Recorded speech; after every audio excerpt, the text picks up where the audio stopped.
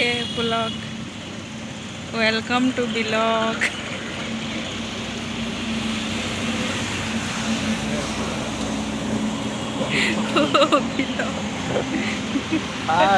ଆମ ମନ୍ଦିର ଯାଉଛୁ ବୋଲି ଆମ କାହିଁ ମନ୍ଦିର ଯାଉଛୁ? ଯାଉଛୁ ଶ୍ରାବଣ ହେବ।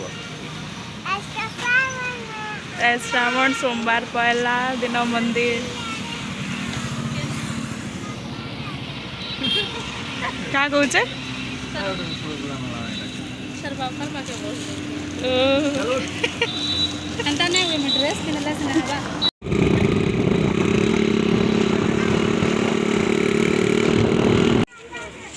केते भिड़